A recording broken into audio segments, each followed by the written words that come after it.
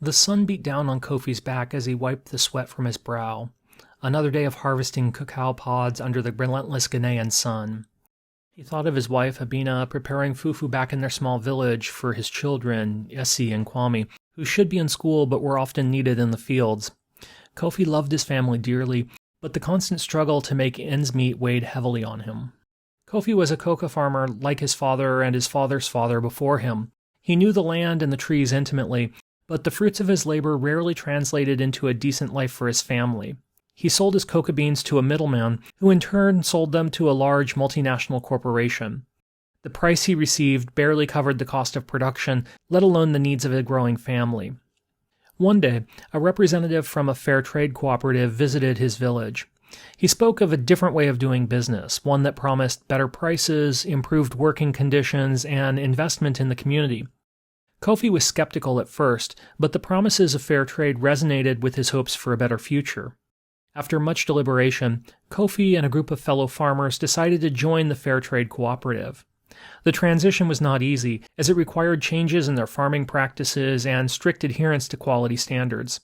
However, the benefits soon became evident. The cooperative provided training and resources, helping them improve their yields and the quality of their beans. Most importantly, the cooperative guaranteed a minimum price for their coca regardless of market fluctuations. This provided a much-needed safety net and allowed Kofi to plan for the future with more confidence. He was finally able to afford school fees for his children, invest in a small plot of land to grow additional crops, and even save some money for emergencies. And it even provided funding for community projects. They've built a new well, ensuring clean water for the village. A small health clinic staffed by a nurse now serves the area. These improvements would have been unthinkable under the old system. Fair trade has transformed Kofi's life and that of his family and his community. He's no longer a nameless farmer at the mercy of global market forces, but a valued member of a cooperative that empowered him and his community. He could finally envision a future where his children could pursue their dreams, free from the shackles of poverty that had bound generations before them. Kofi's story is just one example of the difference that fair trade can make in the lives of small farmers, and it's that difference I want to explore in this video. In the simplest terms, fair trade is a system of exchanges that aims to create more equitable and sustainable trading relationships, particularly for producers and workers in developing countries. As a movement, fair trade is guided by several key principles. First, fair trade aims to ensure that farmers and workers receive fair compensation for their labor by paying prices that cover the cost of sustainable production and provide a living wage. It also seeks to guarantee safe and healthy working conditions by adhering to labor rights standards, prohibiting child labor, and ensuring that workers have the right to organize and bargain collectively. Fair trade encourages producers to adopt environmentally sustainable farming practices such as organic agriculture, biodiversity conservation, and water management. This helps protect natural resources and reduces the environmental impact of agricultural production. Fair trade promotes community development by requiring that a portion of the fair trade premium be invested in social and economic projects that benefit the entire community. This normally includes a focus on education, like building and funding schools, healthcare by building and funding community health clinics, as well as infrastructure and business development. It also frequently promotes the social and economic empowerment of communities, particularly women and marginalized groups, through education, training, and capacity-building initiatives. And the fair trade organizations themselves are democratically run and transparent in their operations, ensuring that producers have a voice in the decision-making and that the benefits of fair trade are distributed equitably.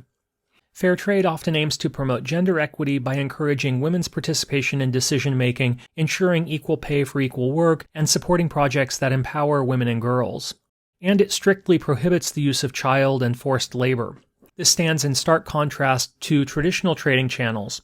Just look at chocolate. According to a 2018 report by the U.S. Department of Labor, more than 1.5 million children under 12 years of age are employed in coca farming in Côte d'Ivoire and Ghana alone. Nearly half of those children labor under working conditions classified as dangerous, and at least 1% of them, more than 15,000 children, are victims of trafficking and forced labor. Finally, fair trade seeks to foster long-term, transparent, and direct trading relationships between producers and buyers, helping to reduce the number of intermediaries and ensuring that more of the final price reaches the producers. Fair trade works by establishing two central price mechanisms for fair trade items. First, it guarantees a floor price, a minimum price that is guaranteed to producers regardless of fluctuations in global markets. That floor price is designed to cover the cost of sustainable production and provides farmers with a living wage. It essentially acts as a safety net. As long as the market price is above the floor price, farmers will receive that price plus a fair trade premium, an additional sum of money paid on top of the selling price that is used by farmers and workers to improve their social, economic, and environmental conditions. This premium is typically invested in community projects like building schools, healthcare facilities, improving infrastructure, or in training programs. The use of these funds is decided democratically by the producers themselves, often through cooperatives. But if the global market price falls below the floor price, the buyers are still required to pay the floor price, ensuring that farmers can continue their operations and thereby providing a greater degree of economic stability and reducing risk for farmers. This floor price and the fair trade premium are ultimately paid by the final consumer. To become fair trade certified, and thus to be eligible to participate in the fair trade system, producers and traders must comply with a set of standards established by fair trade organizations. There are a variety of such organizations, including groups like Fair Trade International and the Rainforest Alliance. The standards set by these organizations include requirements for fair wages, safe working conditions, environmental sustainability, and democratic decision-making processes. The certification process involves regular audits and inspections conducted by independent, third-party organizations to ensure compliance. Most fair trade producers are organized into cooperatives, which are groups of small-scale farmers who join together to pool resources, share knowledge, and increase their bargaining power.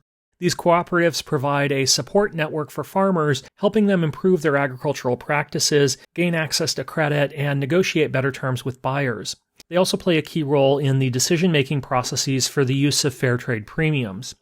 Today's fair trade movement has its roots in the mid-20th century, emerging from concerns around colonialism, exploitation, and unequal power dynamics in global trade.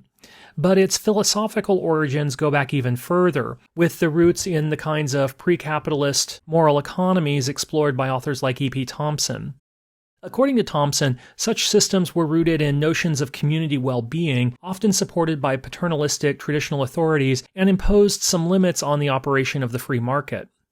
There, farmers were not allowed to manipulate prices by withholding products from markets, and the actions of middlemen were considered legally suspect and severely restricted. Early examples of this kind of system can be seen in the moral and economic boycotts of slave-derived goods in the early 1800s. In 1827, for example, the Free Produce Society was founded by Thomas McClintock and other abolitionist members of the Religious Society of Friends. The free produce movement sought to use consumer boycotts to pressure for the end of slavery, focusing initially on the sugar trade and expanding outward. According to a pamphlet published by William Fox in 1791, consumers were complicit in slavery through their purchases. Fox wrote, "If we purchase the commodity, we participate in the crime. The slave dealer, the slaveholder, and the slave driver are virtually agents of the consumer and may be considered as employed and hired by him to procure the commodity. In every pound of sugar used, we may be considered as consuming 2 ounces of human flesh." In 1830, Francis Allen Watkins Harper, Henry Highland, and others formed the Colored Free Produce Society, which promoted non-slave alternatives to agricultural commodities produced from slaveholders, forming non-slave distribution channels and using their economic power to pressure for abolition. But it was not until after the end of World War II that the fair trade movement as we know it today really took off. In 1946, the Mennonite Central Committee initiated one of the first fair trade supply chains, connecting Puerto Rican needlework to specialty stores in the United States. In the 1960s, fair trade exploded in Europe. Often framed as a political gesture against neocolonialism, fair trade promoted a trade-not-aid model that emphasized directly connecting producers and consumers and empowering workers in the global South. This most often took the form of world shops, small retail stores staffed by volunteers and selling handcrafted goods produced in the global south. In 1988, the first fair trade label was introduced in the Netherlands. This label was a significant step in formalizing the fair trade movement, allowing consumers to identify and choose products that met fair trade standards. Interestingly, the name Max Havelaar was a nod to the historical roots of the movement, taken from an 1860 novel by the Dutch author Multatuli titled Max Havelaar, or The Coffee Auctions of the Dutch Trading Company. In the novel, the title character battles a corrupt government system in the Dutch colony of Java, modern-day Indonesia. The success of the Max Havelaar label significantly expanded the market for fair trade coffee and fueled the emergence of a variety of other fair trade labels. In 1997, various national initiatives united under the Fair Trade International organization. This marked a significant step towards standardizing fair trade practices and creating a globally recognized certification system. It also resulted in an expansion of fair trade's focus to include broader issues like environmental sustainability and workers' rights. The movement culminated in the early 2000s with a rapid growth in consumer awareness and demand for fair trade products. This led to increases in availability in mainstream supermarkets and the involvement of larger corporations in fair trade initiatives. Fair trade expanded beyond handicrafts and coffee to include a wider range of products. Today, the global fair trade market is valued at about $12 billion, with the single largest fair trade commodity being coffee. The global fair trade coffee market is estimated to generate about $1.5 billion annually. The market for fair trade cacao for the production of chocolate is also significant, with retail sales valued at about $800 million a year. Fair trade tea generates about $550 million in retail sales annually, fair trade bananas about $400 million in sales, and fair trade sugar generates about $300 million in sales, including both sales of raw sugar and products that use fair trade sugar as an ingredient. The global fair trade cotton market generates about $200 million in sales per year, while the global fair trade in flowers is worth about $150 million a year. These figures can fluctuate from year to year, and while significant, they're dwarfed by the size of the conventional markets for these commodities. For example, the trade in fair trade coffee is worth about 1.1% of the $138 billion global coffee market. Fair trade cocoa is worth about 1.6% of the global market, and other fair trade commodities go down from there. The limited reach of the fair trade market is a function of limited consumer demand relative to the size of the overall global markets.